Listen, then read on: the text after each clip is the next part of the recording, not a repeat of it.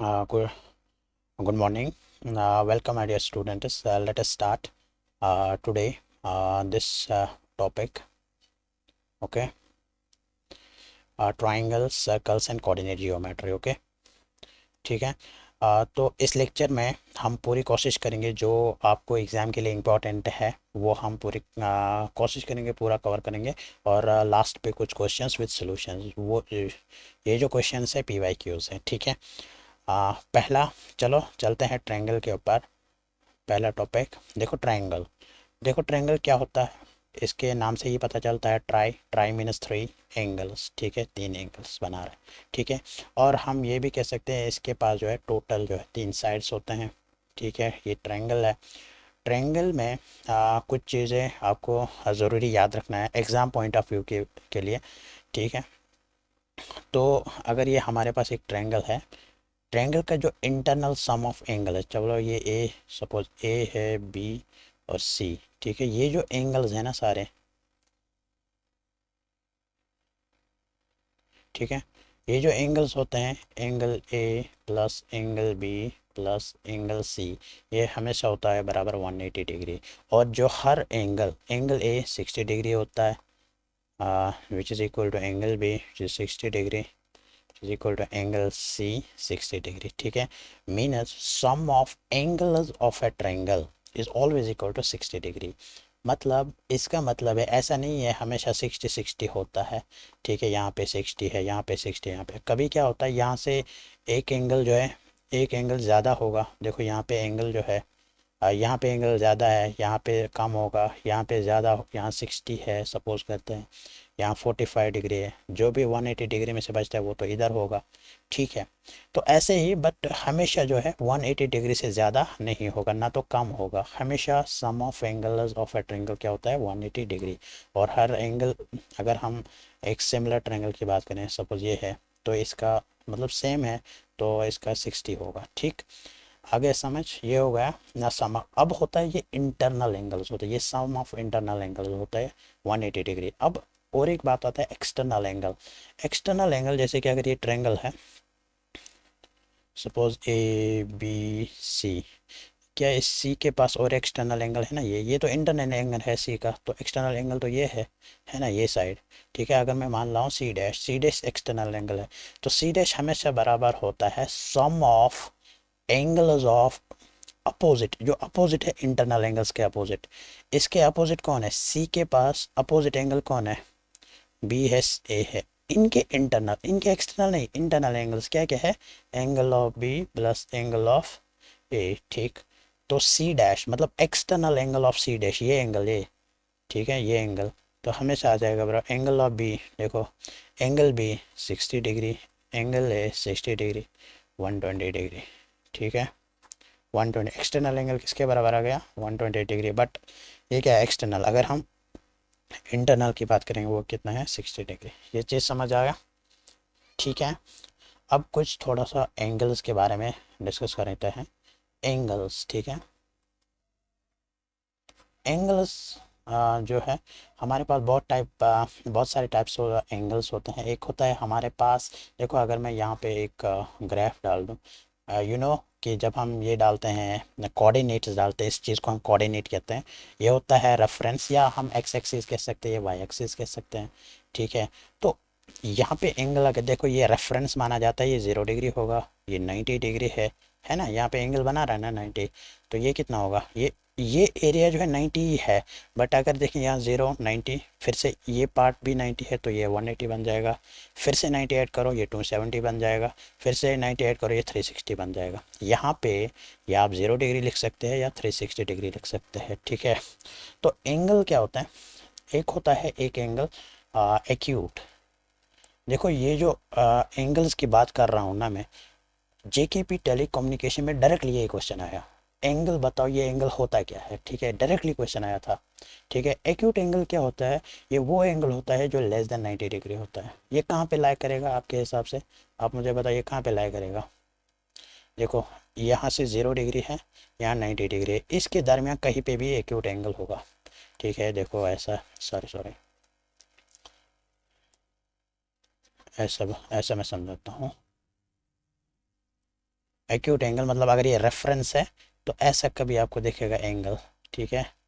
But इसके बाद नहीं होगा, 90 डिग्री से बाद नहीं होगा, ना तो 90 डिग्री होगा, तो इससे नीचे और इस रेंज के दरमियान कहीं पे भी होगा, ठीक है। ठीक है, चाहे 40 हो, 80 हो, 92 हो, 94 हो, बट नहीं, सॉरी सॉरी, 92 93 नहीं है, 90 से लेस देन 89 भी हो सकता है, वो भी एक्यूट एंगल ही है, ठीक है। ये बात समझ आया आपको, एक्यूट एंगल। दूसरा होता है ऑब्ट्यूज। ऑब्ट्यूज एंगल क्या होता है, जिसका रेंज जो है, अगर five suppose to be obtuse angle है, ठीक है, इसका रेंज होता है लेस देन 180 डिग्री होता है, बट ग्रेटर देन 90 डिग्री, ठीक है। मतलब ये इस रेंज में अप्लाई करेगा, ठीक है, समझ आ रहा है। तो ग्रेटर देन इससे ज़्यादा बट इससे कम, मतलब चाहे 100 आ जाए, 120 आ जाए, 160, 150 जो भी आ जाए, बट 180 नहीं होना चाहिए, ना तो 90 होना चाहिए। इसके नीचे फिर देखो, अगर 180 भी होता सपोज टू भी, फिर मैं यहाँ पे क्या लिखता, ग्रेटर और इक्वल टू या 80 या सॉरी लेस और इक्वल टू, या तो 180 डिग्री से लेस या 180 डिग्री तक, इसलिए मैंने यहाँ पे इक्वल नहीं लिखा है, ठीक है, समझ आया। तो ये हो गया रेंज किसका, ऑब्ट्यूज एंगल का, ठीक। अब नेक्स्ट ये है, अब है हमारे पास ऑब्ट्यूज एंगल, और होता है straight. Straight angle, straight angle क्या होता है, सिंपली देखो, यहाँ से स्टार्ट हो गया, तो यहाँ से एक स्ट्रेट लाइन बनता है, ये यहाँ पे पहुँच गया, ठीक है, तो 180 डिग्री सीधे एंगल, ठीक है। और होता है right angle triangle. Right angle, right angle simply होता है 90 डिग्री के बराबर, ठीक। ये वाला, ये 90 डिग्री, ना तो कम ना तो ज़्यादा, सीधे 90 डिग्री। और 180 डिग्री क्या होता है, स्ट्रेट एंगल। और होता है हमारे पास रिफ्लेक्स। रिफ्लेक्स एंगल क्या होता है, जो एंगल ग्रेटर देन 180 डिग्री होगा, ठीक है, ये होता है रिफ्लेक्स एंगल। समझ आए आपको ये सारे क्वेश्चंस। और होता है हमारे पास कंप्लीट एंगल। कंप्लीट एंगल मुझे बताओ टोटल टोटल एंगल कितना है, देखो 0, 90, 180, 270, 360 डिग्री। तो इस पे सिंपली क्वेश्चन आ सकता है, मतलब आया भी है, ऐसा नहीं है, आ सकता है, आता है, मतलब जब हम करंट ट्रेंड फॉलो करते हैं, यहाँ पे क्वेश्चन बनता है एंगल्स पे, ठीक है। अब थोड़ा सा एक चीज़ और मैं समझाता हूँ ट्रेंगल्स के बारे में, ठीक है।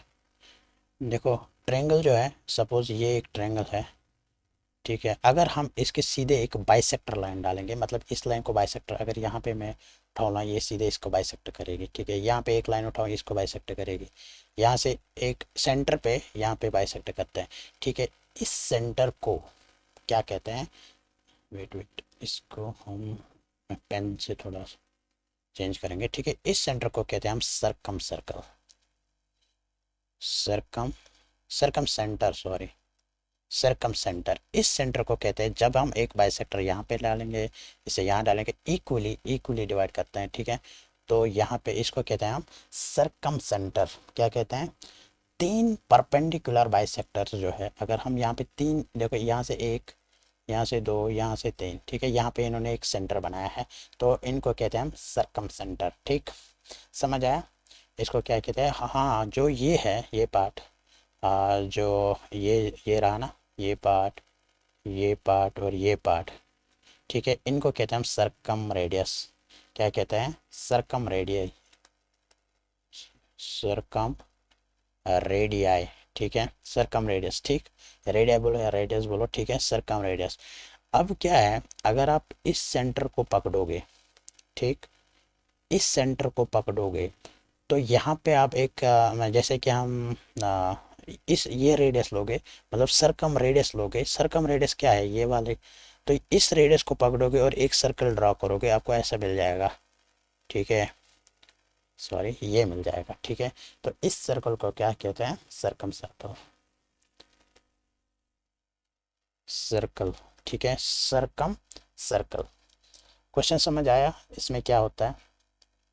अब क्या है, कुछ चीज़ें इसमें देखो, ये जो है ना, ये रेडियस और ये रेडियस सेम आई है ना, देखो ना, यहाँ पे भी, यहाँ पे भी, यहाँ पे भी, ठीक। अब क्वेश्चन है ना इसमें, आई होप ये सरकम सर्कल पे ज़्यादातर ऐसे क्वेश्चन हमको देखने को नहीं मिले हैं, कुछ चीज़ें जो भी इस पे और चीज़ें होंगे वो भी बताएंगे। देखो types of triangles, types of triangle, triangle जो होता है टाइप्स ऑफ ट्रायंगल्स में आपके पास एक तो होता है जो सेम होता है मतलब इक्विलैटरल ट्रायंगल, दूसरा होता है आइसोसेलेस ट्रायंगल। ठीक है, आइसोसेलेस ट्रायंगल मतलब कि वेट वेट ना मैं आपको पहले सारे ट्रायंगल्स बनाता हूँ। ठीक है, देखो ये होता है इक्विलैटरल, इसके सारे साइड जो है ये साइड ये साइड ये साइड सेम होता है। आइसोसेलेस में ये दो साइड सेम होता है और ये साइड जो है डिफरेंट होता है मतलब साइज में। ठीक है, राइट एंगल ट्रायंगल में एक जो साइड होता है वो 90 डिग्री पे होता है। ठीक है, एक साइड जो है 90 डिग्री पे होता है, ये होता है राइट एंगल ट्रायंगल, ये होता है आइसोसेलेस ट्रायंगल, ये होता है इक्विलैटरल ट्रायंगल। ठीक है, तो अब इस क्वेश्चन में आई होप ट्रायंगल्स में यही होंगे और हम ट्रायंगल जियोमेट्री में थोड़ा सा पढ़ेंगे एरिया के बारे में, तो इसी वीडियो में लास्ट लास्ट पे जो है नेक्स्ट चैप्टर जियोमेट्री उसी में पढ़ेंगे वो चीज़ें। ठीक है, आई होप ट्रायंगल्स में इतना फिलहाल डिस्कशन, एंगल्स और बाइसेक्टर लाइन्स कैसे, सर्कम सेंटर क्या होता है। ठीक है, ये चीज़ें नेक्स्ट होता है। इसमें इसमें दो चीज़ें आते हैं, एक होता है कॉन्ग्रुएंसी, दूसरा होता है सिमिलैरिटी। ठीक है, कॉन्ग्रुएंसी सिंपली क्या होता है, सिंपली कॉन्ग्रुएंसी क्या होता है, इसमें अगर हम एक ट्रायंगल बनाते हैं, ठीक है, और दूसरा ट्रायंगल है, कॉन्ग्रुएंसी मतलब दो ट्रायंगल्स को कंपेयर करना होता है। कॉन्ग्रुएंस मतलब ये तो दो थर्म्स है यहाँ पे ट्रायंगल्स में, अगर हम एनसीईआरटी बुक पढ़ेंगे वहाँ पे ये दो थर्म्स है। ठीक है, तो कॉन्ग्रुएंसी मतलब क्या होता है कि अगर मैं एक ट्रायंगल को दूसरे ट्रायंगल से कंपेयर कर रहा हूँ बट ये ट्रायंगल जो है एग्जैक्टली इस ट्रायंगल से मिलता है। ठीक है, एग्जैक्टली मतलब अगर इसका साइड है 5, ये 5, ये 5, ठीक है, इसका भी है 5 5 5, अगर इसका एंगल है 60 60 60, इसका एंगल है 60 60 60, मतलब यहाँ पे ओवरलैप हो सकता है। अगर ये ट्रायंगल मैं इस ट्रायंगल के ऊपर रखूँ तो मुझे ये नहीं दिखेगा कि ये दो ट्रायंगल है, मुझे ये दिखेगा कि ये एक ही ट्रायंगल है, क्योंकि कहीं पे चेंज नहीं होगा, ना तो शेप में चेंज है, ना तो साइज में चेंज है, कोई भी चेंज नहीं है। इस चीज को हम कहते हैं कॉन्ग्रुएंट। क्या कहते हैं, two triangles are congruent when angles are same. ठीक है, when their sides are same. ठीक है, सेम मतलब कि अगर ये 5 है ये भी 5 होना चाहिए, दो दो। वेट अ सेकंड,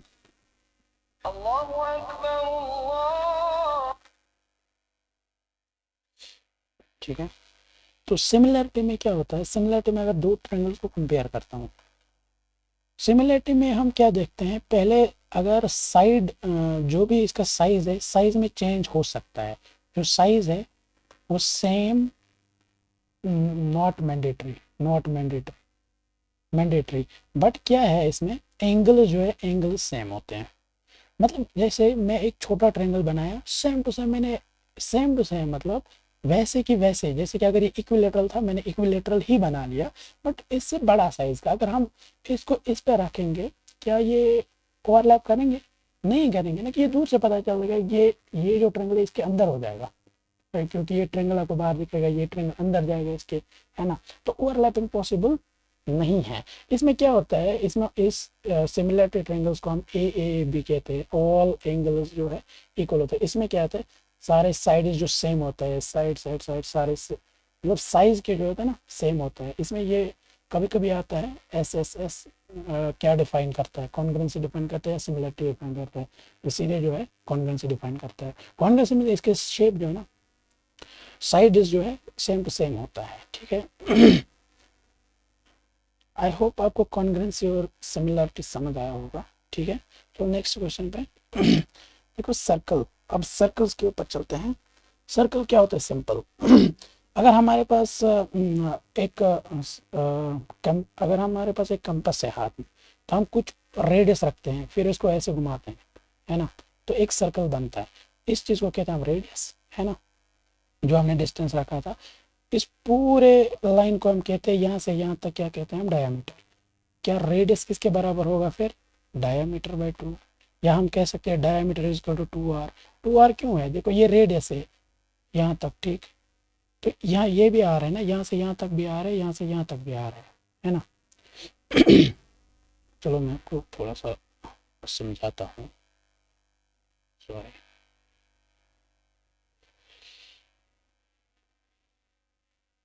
देखो ये सर्कल है ना, ठीक है। अगर देखो ये इसका रेडियस है, ठीक, ये रेडियस है, मतलब ये पूरा इसका रेडियस जो है आर है।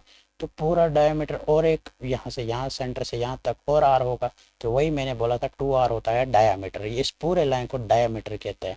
डायामीटर सर्कल में हमेशा जो है सेंटर से पास होता है।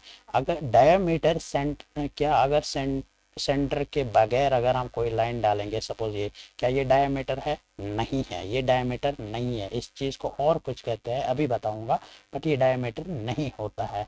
कुछ चीज़ें मैं आपको बताऊं, जैसे कि एक सपोज टू बी, यहाँ पे एक सर्कल है, ठीक है, ये सर्कल एक है। तो यहाँ पे कुछ चीज़ों पे बात करेंगे।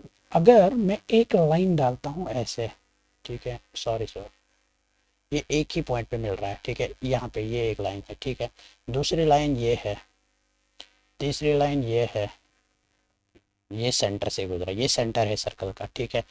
तो अगर हम देखेंगे A B C D line, ठीक है, हमेशा याद रखना, अगर सर्कल में अगर हम एक लाइन डालते हैं, ए बी लाइन जो है सर्कल सर्कल में कितने जगहों पे कनेक्ट होती है? एक जगह पे टच करता है। अगर एक जगह पे टच करता है, इस चीज को हम बोलते हैं टेंजेंट। क्या बोलते हैं? टेंजेंट, TANGENT, टेंजेंट, ठीक है। दूसरी लाइन आप देखो सी डी कितने जगहों पे मिल रहा है? 2 जगहों पे मिल रहा है। बट जो सी डी लाइन है, देखो मिल रहा है, सपोज ये सी है, ये डी है, ये ए है, ठीक है। ए भी जो है एक पॉइंट पे मिल रहा है, ए जगह पे मिल रहा है, तो हम इस लाइन को कहते हैं टेंजेंट, ना कि पॉइंट को, लाइन को कहते हैं टेंजेंट। सी डी जो है, अब देखो ये जो सी डी, अगर ये ई है, ये एफ है, ठीक, एफ ई और एफ पे मिल रहा है सर्कल में, बट सी डी लाइन जो है ना, इसको कहते हैं सीकेंट, SECANT, इसको कहते हैं हम सीकेंट। बट जो ई एफ है, ई एफ 2 पॉइंट जो मिल रहे हैं, ई एफ, इस चीज को कहते हैं हम कॉर्ड। देखो एक होता है डायामीटर, दूसरा होता है कॉर्ड, ठीक है। इसमें क्या फर्क है? देखो डायामीटर जो है सेंटर से गुजरता है। अगर ये सेंटर है तो कॉर्ड कहीं पे भी गुजर जाएगा, यहाँ गुजर जाएगा, यहाँ गुजर जाएगा, यहाँ गुजर जाएगा, बट सेंटर से कभी नहीं गुजरेगा, ताकि तब ये डायामीटर बन पाएगा, ठीक है। कॉर्ड समझ आया, डायामीटर समझ आया, ठीक है। टेंजेंट समझ आया। टेंजेंट क्या होता है? सर्कल पे एक जगह मिलता है। देखो ये भी टेंजेंट है, ये भी टेंजेंट है, एक जगह मिलता है, ये भी टेंजेंट है, ये भी टेंजेंट है। क्या सर्कल में हम कितने टेंजेंट डाल सकते हैं? आप मुझे बताओ। ये हमारे पास एक शेप है, ये हमारे पास एक शेप है, मैं कितने टेंजेंट इस पे डाल सकता हूँ? भाई इन्फिनिटी डाल सकता हूँ। देखो ये भी एक हो सकता है, ऐसे ऐसे ऐसे, एक एक पॉइंट पे मिलना चाहिए, बस एक एक पॉइंट पे, मतलब infinite number of tangents I can draw on this circle, ठीक है। ये क्वेश्चन समझ आया। कॉर्ड्स भी पता नहीं। देखो अगर ये लाइन, ये एक, सॉरी, वेट, देखो ये एक सर्कल है, ठीक है। देखो अगर ये सर्कल, देखो ये एक लाइन है, ठीक, आप मुझे बता सकते हैं इस, ये लाइन यहाँ से मिल रहा है, ठीक है, आप मुझे यहाँ पे बता सकते हैं कि यहाँ पे टेंजेंट कौन है, यहाँ पे ये हम कॉर्ड कौन है ना, या सीकेंट लाइन्स कौन है, टेंजेंट लाइन्स कौन है? देखो ये लाइन है, ये टेंजेंट है, दूर से दिख रहा है, ये टेंजेंट है, क्यों? ये एक ही पॉइंट में मिल रहा है। अब देखो ये लाइन जो है सीकेंट लाइन है कि नहीं? ये सीकेंट।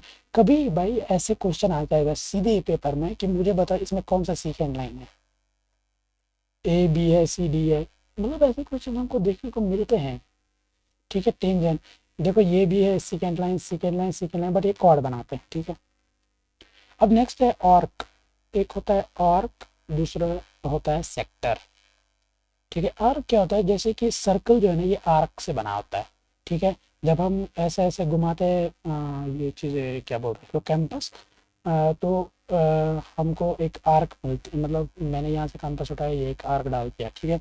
सपोज अगर मैं इतने पार्ट लूँगा, सपोज इट भी, ये ए है, बी है, सी है, अगर आप देखोगे ए और सी के दरमियान ये इतना आर्क है ना, ये वाला, इस चीज़ को हम आर्क कहते हैं। यहाँ पे डी का हो, A D B, A D B, A D B जो है ये आर्क है। बट सर्कल में देखो इतना पार्ट, ये देखो इसकी रेडियस आर है, इसकी रेडियस आर है, ठीक है, इतना पार्ट को कंसिडर करता है, इतना पार्ट। इस पार्ट को कहते हैं हम सेक्टर। ठीक है, देखो ये सर्कल है ना, ये कितना दूर है सेंटर से, ये कितना दूर है सेंटर से, है ना।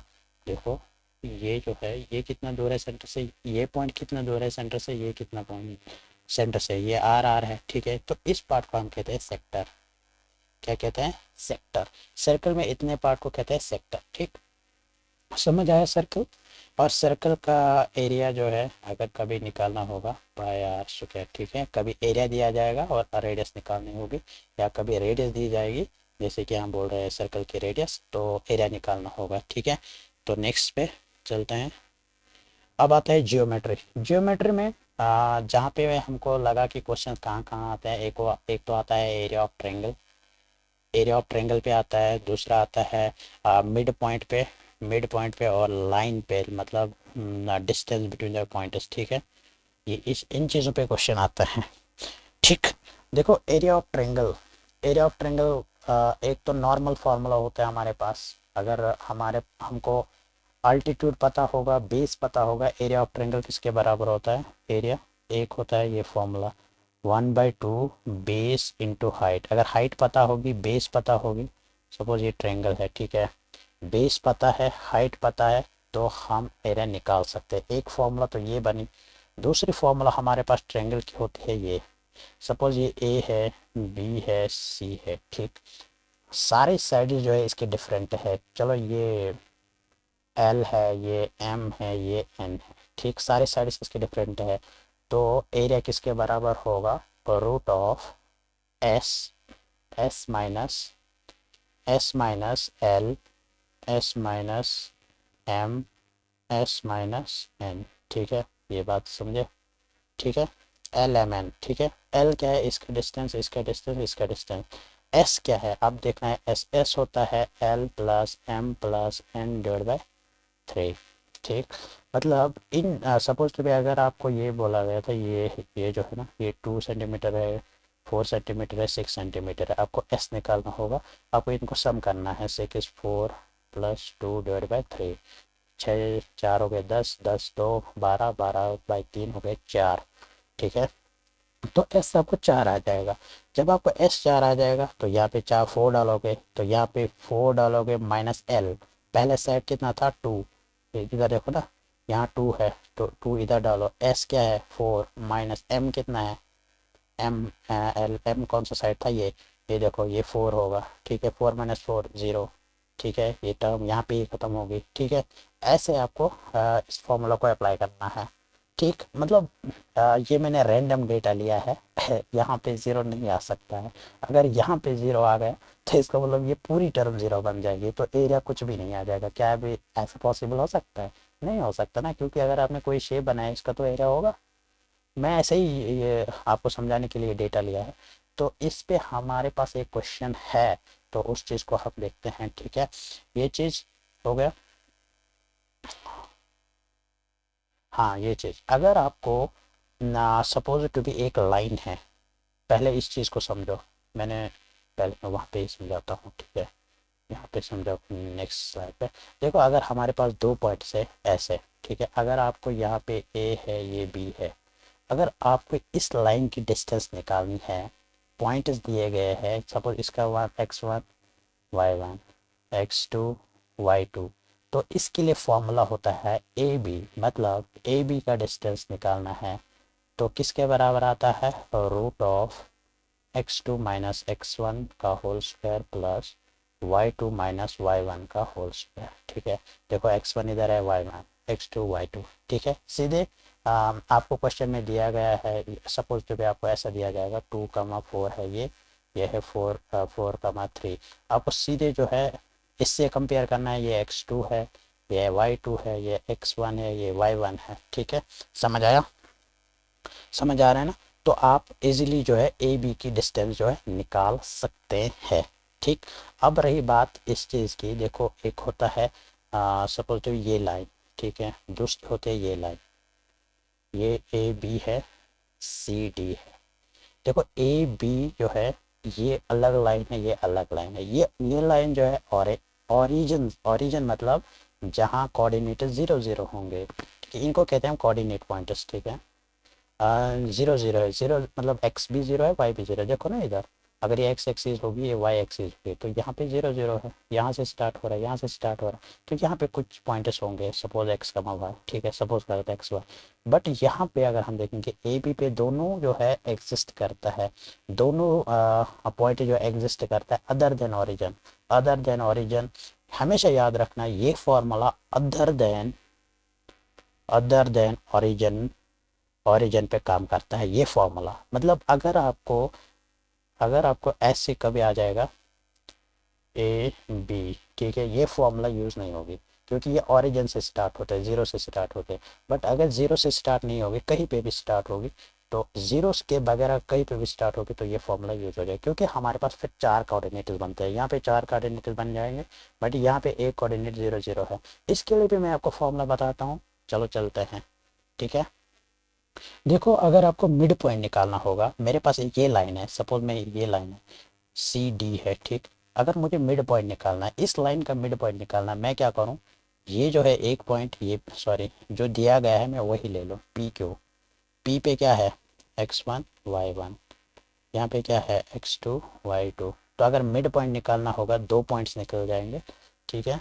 तो एक तो एक्स का निकल जाएगा, देखो यहाँ पे एक्स एक्सिस है, यहाँ वाई एक्सिस है ना, ये तो एक्स एक्सिस है, ये वाई एक्सिस है, तो दो पॉइंट्स आ जाएंगे ना, एक्स पहले एक्स लिखेंगे फिर वाई लिखेंगे, ठीक है। तो एक्स किसके बराबर आ जाएगा, X one plus X two divide by two, ये आ जाएगा Y one plus Y two divide by two, ठीक है।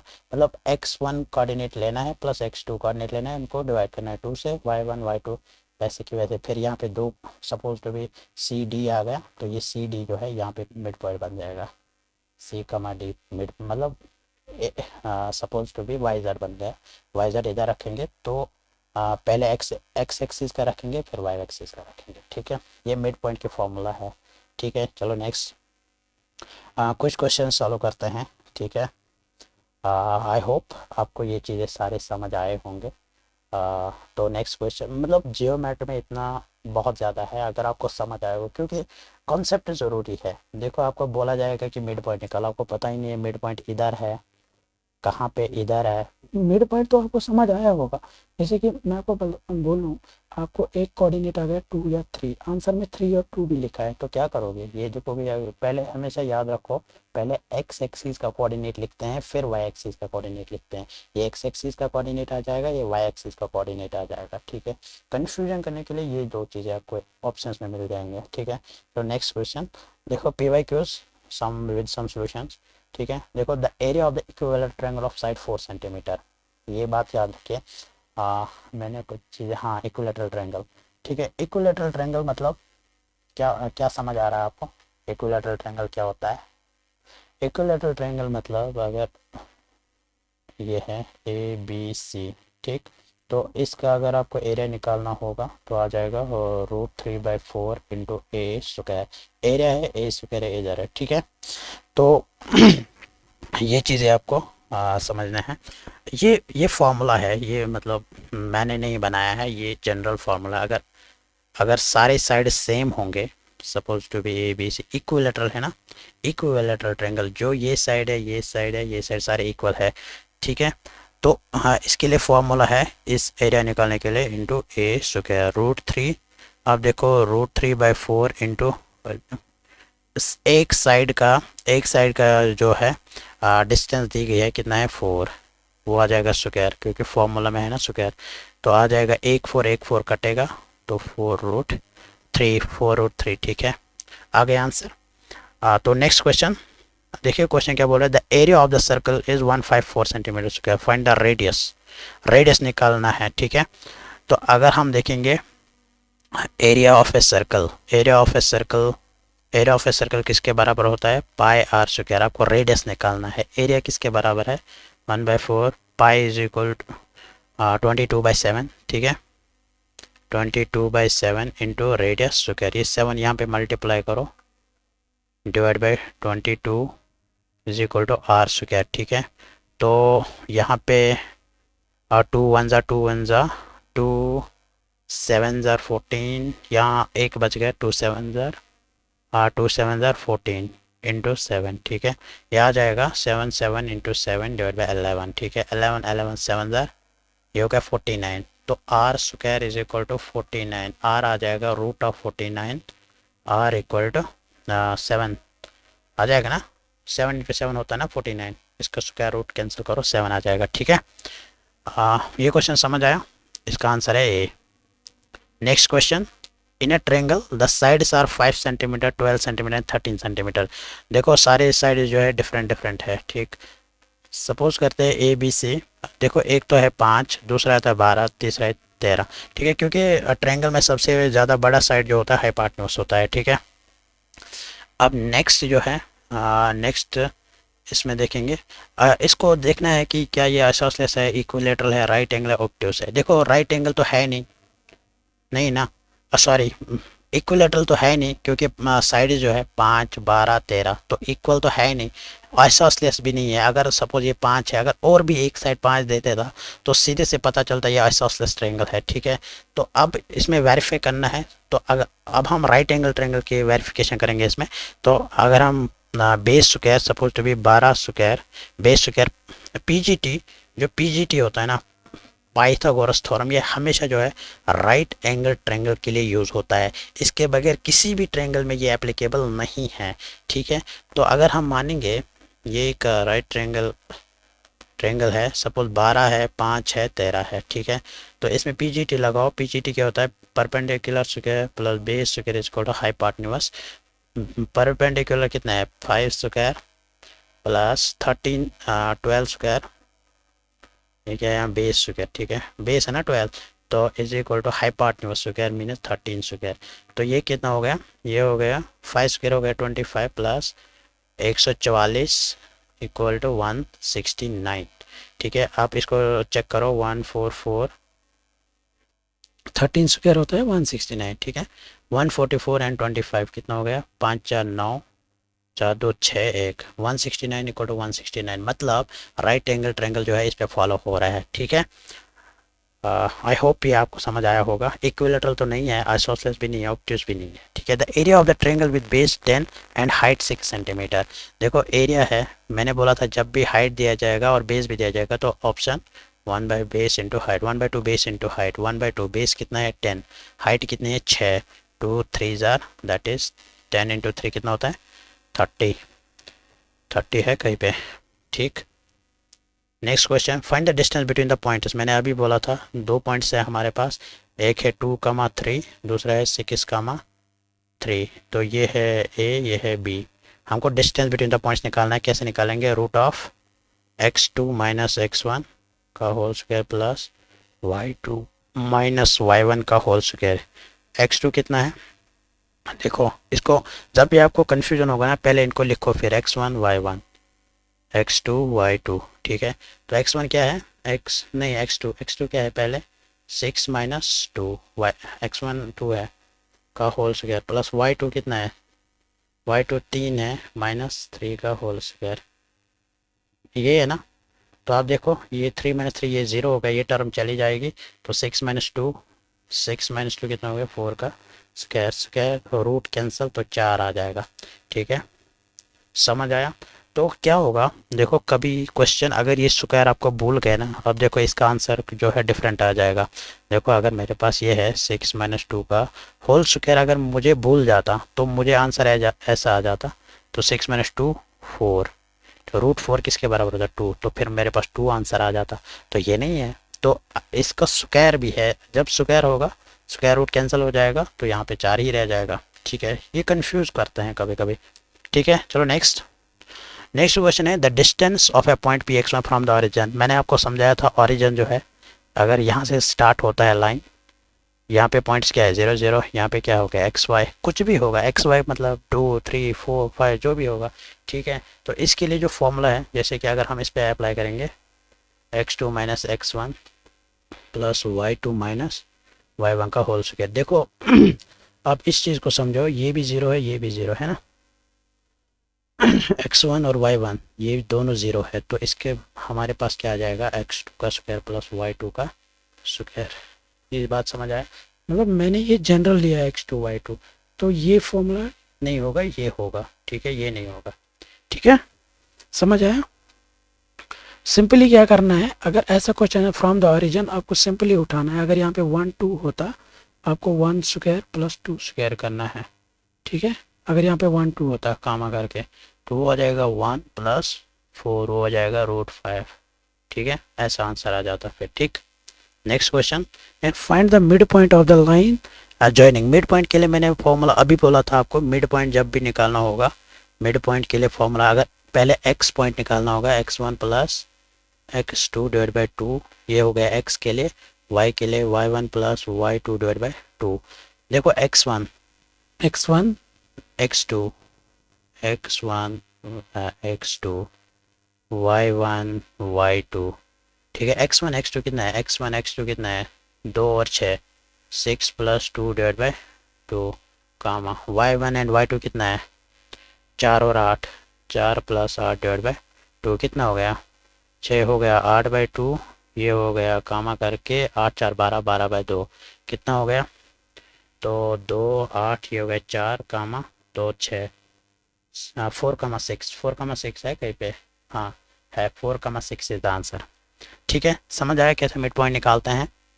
चलो नेक्स्ट क्वेश्चन। नेक्स्ट क्वेश्चन है, if one side of A right triangle, देखो राइट ट्रायंगल है हमारे पास, सॉरी, एक है 7 सेंटीमीटर, दूसरा है 25 centimetre, find the other side. तो पीजीटी यूज़ करो, पीजीटी यूज़ करो, पीजीटी इसमें यूज़ कर लो, इसमें पीजीटी यूज़ कर लो, ठीक है। ये 7 है, पीजीटी जब perpendicular square plus base square इसको तो हाइपोटेन्यूज, परपेंडिकुलर कितना है 7 स्क्वायर, 7 स्क्वायर प्लस 25 का square is equal to hypotenuse square. आप इसमें हाइपोटेन्यूज निकालो, आपको आंसर आ जाएगा, ठीक है, ठीक है, समझ आ रहा है। ऐसा नहीं है, अभी हम ये नहीं कह सकते कि 25, दो साइड तो दिए गए ना, आपको एक साइड निकालना है, ठीक है। ये राइट एंगल ट्रायंगल है, ऐसा, सॉरी, ऐसे समझो, एक साइड जो है 90 डिग्री पे है, ठीक है, ये 90 डिग्री पे है, ठीक है, एक साइड 90 डिग्री पे है, ठीक है। अदर साइड निकालना है तो हाइपोटेन्यूज निकालो, आप इसको सॉल्व कर लो, फिर ये जो स्क्वायर है इसको रूट लगा देना, तो यहाँ पे हाइपोटेन्यूज आ जाएगा, ठीक है। Next, the diagonal of the square of the side of 10 centimetre. देखो अगर हमारे पास एक स्क्वायर है, स्क्वायर का मतलब सारे साइड जो है सेम होते हैं, 10 10 10, एक साइड दिया है इन्होंने 10 सेंटीमीटर, ये बोल रहा है कि ये डायगोनल किसके बराबर होगा, है ना। डायगोनल यही होता है ना, दो वर्टेक्स को कंबाइन करते हैं। तो आप मुझे बताओ, ये 10 है, ये 10 है, अगर आपको ये निकालना है तो कैसे निकल जाएगा। तो आप मान लो ये एच है, सपोज एच स्क्वायर, अगर हम देखो अगर हम ये देखेंगे, ये बड़ा साइड है ना, पर अगर ये बेस मानेंगे, परपेंडिकुलर मानेंगे, base square plus P square is equal to hypotenuse. P square मतलब परपेंडिकुलर, बेस क्या है 10 square plus 10 square equal to hypotenuse square. Hypotenuse square क्या आ जाएगा, ये होगा √100 प्लस 100, ठीक है, हो जाएगा कि नहीं हो जाएगा। यहाँ पे 100 प्लस 100, 10 स्क्वायर है, ये भी 10 स्क्वायर है, ये हो जाएगा 200, ठीक है, इज इक्वल टू हाइपोटेन्यूज।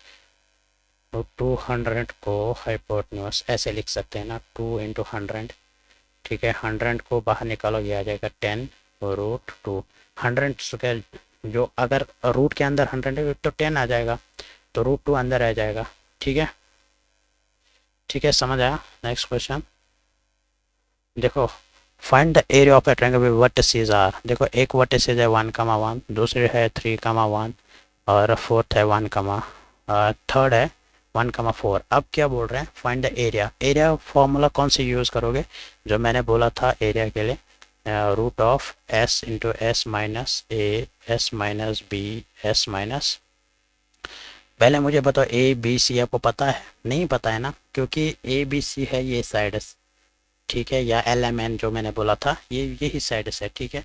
तो क्या करोगे, पहले आप ये दो पॉइंट्स को एज ए कोऑर्डिनेट फार्मूला से निकालोगे, तो निकालोगे ए किसके बराबर आ जाएगा, डिस्टेंस, जैसे ना distance x2 minus x1 y2 minus y1, तो आपको ए आ जाएगा, मतलब इस लाइन की डिस्टेंस आ जाएगी। सेम आप फिर ये लोगे, ये दो लाइन, ये दो कोऑर्डिनेटर्स, तो आपको ये डिस्टेंस आ जाएगी, फिर ये कोऑर्डिनेट्स लोगे तो ये डिस्टेंस आ जाएगी। जब आपको ए भी आ जाएगा, बी भी आ जाएगा, सी भी आ जाएगा, तो मतलब आपके 3 साइड्स आ गए, टू वन वन ऐसा कुछ सपोज करते हैं, तो एस आ जाएगा a+b+c/3, तो आ जाएगा 2+1+1/3, दैट इज 2 3 4 4/4/3 ऐसा कुछ। ठीक है, तो वैसे ही फिर 4/3 - a करना है, मतलब पहला साइड, पहला दूसरा साइड, तीसरा साइड। ठीक है, तो आपको एरिया आ जाएगा। ठीक है, आई होप आपको ये चीज़ें समझ आया होगा। तो thank you please watch the full video and इसमें प्रैक्टिस करने की ज़्यादा ज़रूरत है। ठीक है, तो प्रैक्टिस करो, आपको कुछ सब कुछ समझ आ जाएगा। ठीक है, चलो चलते हैं, अस्सलाम वालेकुम।